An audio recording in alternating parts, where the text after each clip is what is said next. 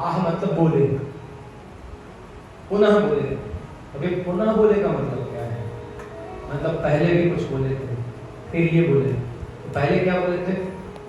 वरदान मांगो। पहले कहा वरदान मांगो, और जब कहा मोक्ष दीजिए तो श्री फिर बोले। फिर क्या बोले? मुक्ति प्रदाता सर्वेशाम विष्णुरेव न संशयः। मुक्ति प्रदान करने वाले विष्णु ही है, इसमें कोई संशय नहीं। तो कर्णघंटा ने कहा फिर हम क्या करें? आपको पूछते रहे इतने समय। शिव जी ने कहा कोई बात नहीं, भगवान की शरण में जाओ। अभी बद्रिकाश्रम में विराज रहे हैं, भगवान की शरण में जाओ। उनसे एक बार प्रार्थना करने की जरूरत है, एक बार प्रार्थना करना, मुक्ति प्रदान कर देंगे। इसलिए आपकी शरण में आया। भगवान बद्री नारायण ने मुक्ति प्रदान कर दी। सामीप्य, साहित्य, सालोक्य, सामीप्य, इस प्रकार से मुक्ति के कई प्रकार कहते हैं। तो भगवान ने सामीप्य प्रदान किया, अपने चरणों में ही स्थान दे दिया। और अब ऐसे ही शिव जी की बात पद्म पुराण में है। उत्तरखंड अध्याय 226 से लेकर के 236 तक पढ़ा जा सकता है। तो कठिन बात नहीं, बड़े सरल ढंग से, और अब तो हिंदी के अनुवाद में भी प्रकाशित।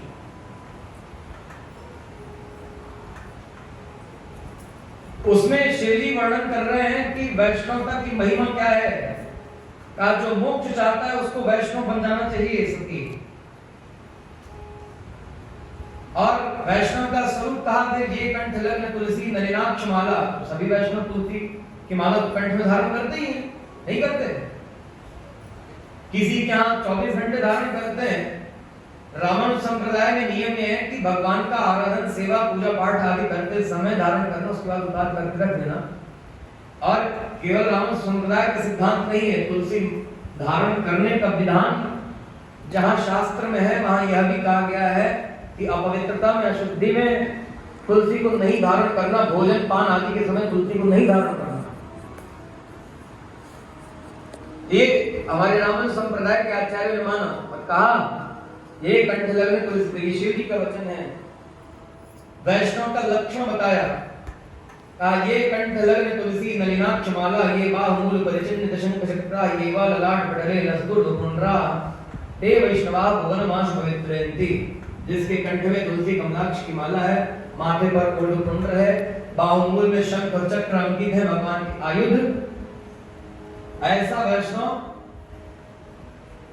सारे लोगों को पवित्र करता है। ते वैष्णवा भुवनमाश पवित्रयन्ति। और वैष्णव स्वरूप को, वैष्णव महिमा को कहते कहते श्री जी ने कह दिया मैं भी वैष्णव हूं। अब लोग ये कहा करते हैं, उदाहरण या तो रामचरितमानस की चौपाई का देते हैं, लेकिन था कि विधिवत पूजा शिव समान प्रेमो ही न दूजा, अथवा श्रीमद् भागवत के उस वचन को कहा करते हैं वैष्णवानाम यथा शंभु। हाँ बिल्कुल है, श्रीमद् भागवत में निश्चित रूप से है वैष्णवानाम यथा शंभु, लेकिन बस इतना ही बोलते हैं। लेकिन ये तो श्रीमद् भागवत की महिमा बताते हुए कहा गया है कि श्रीमद् भागवत क्या है। जैसे वैष्णवों में श्रेष्ठ शंकर जी, ऐसे पुराणों में श्रेष्ठ श्रीमद् भागवत। और एक जगह नहीं, अनेक जगह कहा है श्रीमद् भागवत क्या है। श्रीमद् भागवतम पुराण तिलकम यद वैष्णवानाम धनम। वैष्णवों का धन है, अर्थात भगवान श्री राधा श्याम सुंदर, भगवान लक्ष्मी नारायण, भगवान विष्णु के उपासकों को, उनको पूजने वालों से प्रेम करने वालों का धन है श्रीमद् भागवत।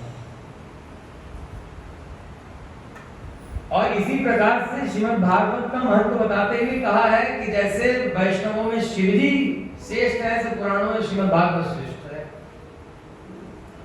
लोग इस बात को कह दिया करते, लेकिन उतनी बात पढ़ते हैं।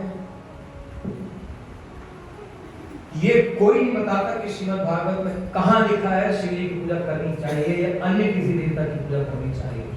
भगवान के अतिरिक्त किसी अन्य देवी देवता की पूजा करना चाहिए, कोई नहीं बताता कि श्रीमद् भागवत में कहां लिखा है। कोई भी नहीं कहता। जिसको संशय हो पहले ढूंढना, जिसको लगे कि हम गलत बोल रहे हैं तो ढूंढना कहां लिखा है श्रीमद् भागवत में। 18,000 श्लोक की कठिनाई नहीं है। समय निश्चित करिए और पढ़िए। रोज 2-4 अध्याय पढ़ लेंगे तो साल भर में पूरा हो जाएगा।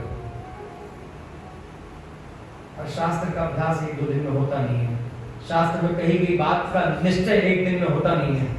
शास्त्र की कही गई बात यदि हमको स्वयं पढ़ के निर्धारण करना है, निश्चय करना है, तो श्रम करना पड़ेगा, मेहनत करनी पड़ेगी, अध्ययन करना पड़ेगा। पढ़िए और जानने का प्रयत्न कीजिए, और मिले तो हमें भी जरूर बताइए। क्योंकि वैष्णवों के ऊपर मिथ्या आरोप है, वैष्णवों के ऊपर कलंक लगाने की कोशिश लोग जानते हुए भी जानबूझ करके करते हैं। इसलिए जब समस्त श्री वैष्णवों के दास हैं तो इस बात के लिए प्रयत्न जरूर करेंगे कि जो झूठा कलंक लगाया जाता है, इससे उन कलंक लगाने वालों को कैसे बचाया जाए, और जो इस मिथ्या कलंक के भ्रम में पड़ जाया करते उनको कैसे बचाया जाए, इसके लिए प्रयत्न तो जीवन की अंतिम श्वास तक करेंगे। नहीं है श्रीमद् भागवत में कि भगवान को छोड़कर के किसी अन्य देवी देवता की उपासना करनी चाहिए, नहीं है श्रीमद् भागवत एक जगह भी नहीं।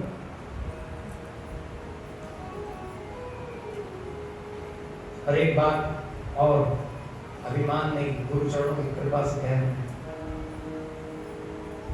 बहुत नहीं करते कथा, लेकिन फिर भी 30-32 से अधिक श्रीमद् भागवत कथा कर चुके, उसके बाद ही बात है। चलिए उस बात को पूरा समझे, फिर आगे चलना। समय अपनी पूर्णता की ओर है।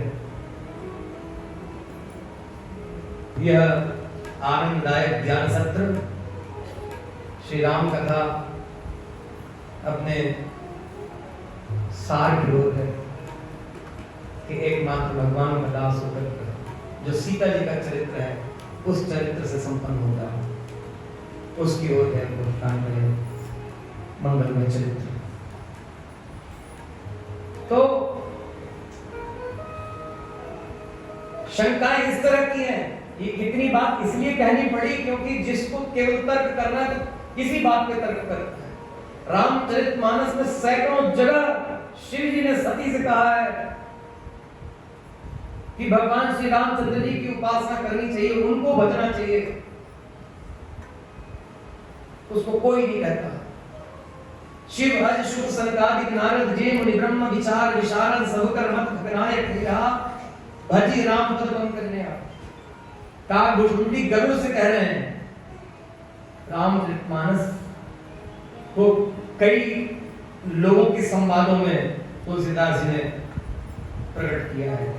शिव और सती का संवाद भी, काकभूषुंडी और गरुड़ का संवाद भी है, तो काकभूषुंडी और गरुड़ के संवाद नहीं आता है, शिव और सती के संवाद नहीं आता। अरे बहुत पुराण, बहुत शास्त्र नहीं पढ़ना, नहीं सुनना, रामचरितमानस से ही समाधान इस बात का हो सकता है।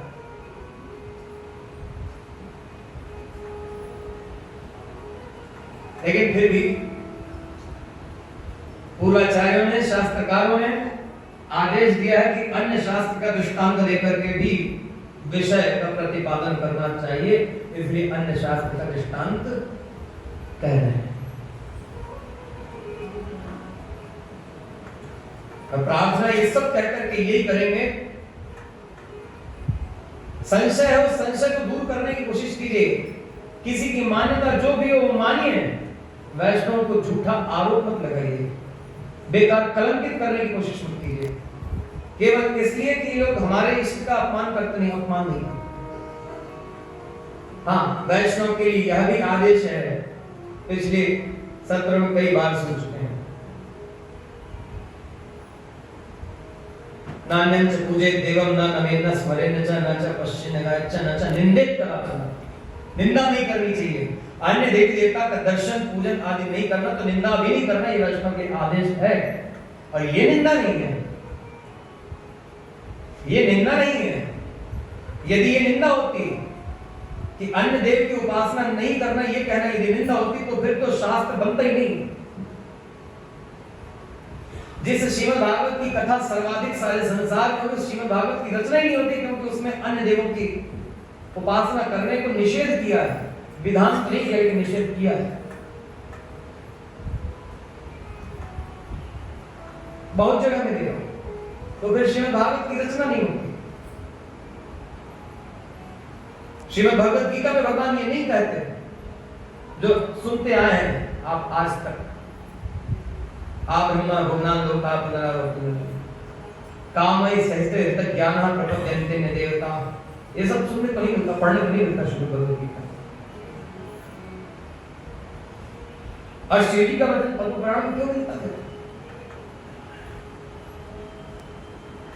तो वहां शिव जी वैष्णवों का वेश और वैष्णवता की महिमा कहते हुए सती से ये कह दिए कि मैं भी वैष्णव हो सकती। तो सती ने कहा आप वैष्णव हैं? हाँ। कहा आपने अभी वैष्णव का वेश तो कुछ और कहा है, आप जो धारण किए ये कुछ और है। वैष्णव के गले में तुलसी कमलाक्ष की माला होती है, आपके गले में सर्पमाल है। वैष्णव के माथे पर ऊर्ध्वपुंड्र होता है, आपके माथे पर त्रिपुंड्र है, 3 रेखा वाला ऐसा पुंड्र, ऐसा तिलक, पुंड्र मतलब तिलक। आपका ऐसा, वैष्णव का ऐसा। ऊर्ध्वपुंड्र का अर्थ क्या है? पुंड्र मतलब तिलक, ऊर्ध्व मतलब जिसकी गति ऊपर की ओर, तो हम तिलक ऐसा लगाते हैं। और जो गणमत करते हैं वो ध्यान दे देना इस बात पर, ऊपर से नीचे ऐसे तिलक नहीं लगाना, नीचे से ऊपर। क्यों?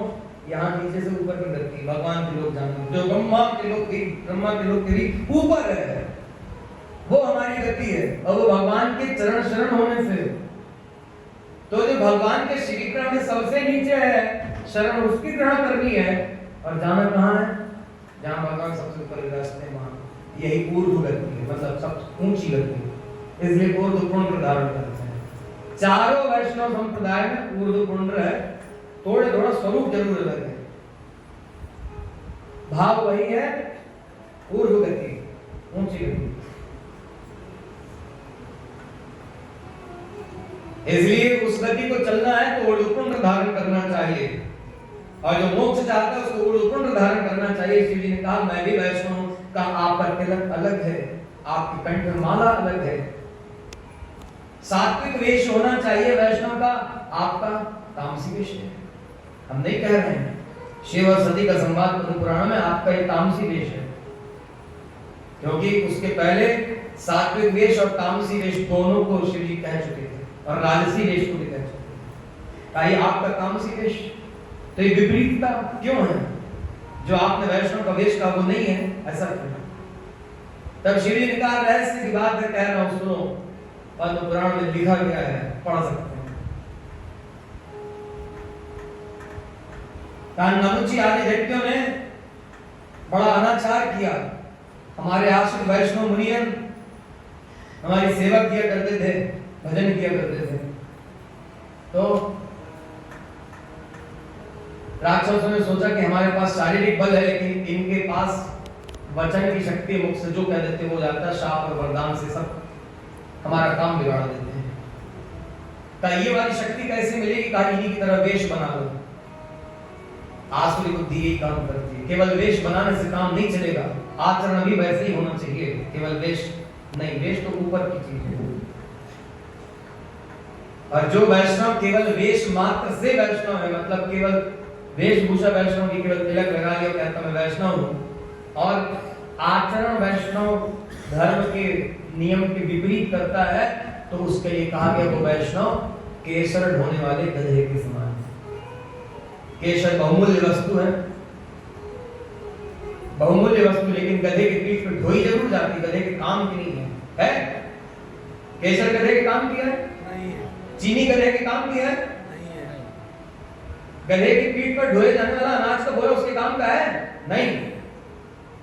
अनाज चलिए दाना दे भी देंगे, लेकिन केसर उसके किसी काम की नहीं है, बहुमूल्य वस्तु केसर। इसलिए केवल वेश धारण नहीं करना है, आचरण भी वैष्णव का ही होना चाहिए। वैष्णव आचार्यों को वचन है, मन गणन कुछ भी नहीं, एक अक्षर भी नहीं।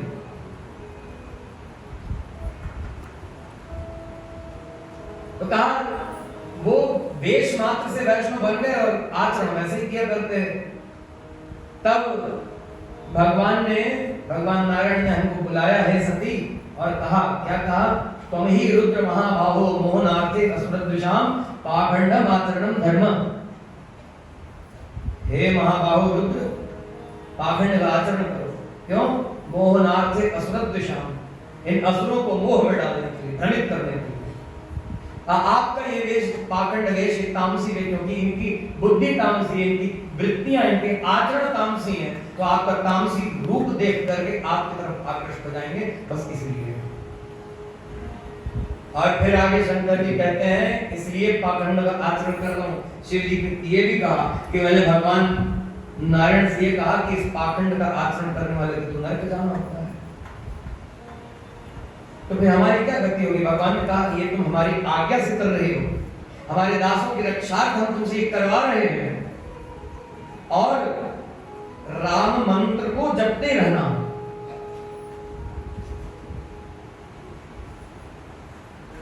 रामचरितमानस की टीका पढ़ना तो बालकांड के 18वें दोहे की 5वीं 6वीं चौपाई निकाल करके पढ़ लेना। महामंत्र जो ही जपत में हेतु काशी मुक्त हेतु उपदेशु,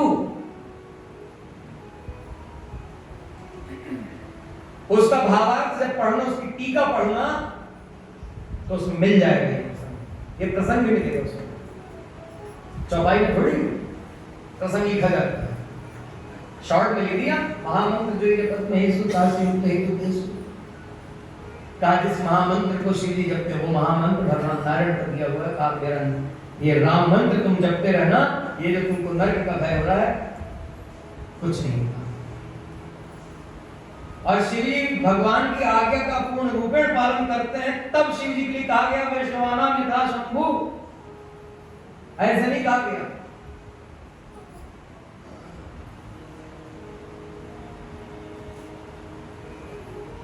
तीन दिन पहले ये चर्चा आई है राष्ट्र संज्ञान में कि समाज में इस तरह की बातें बार बार उठा करती हैं, इसलिए समाधान करने का प्रयत्न कर रहा है।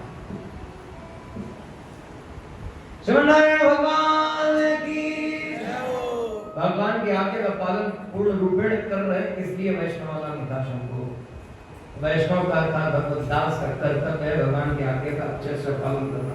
शिव जी करते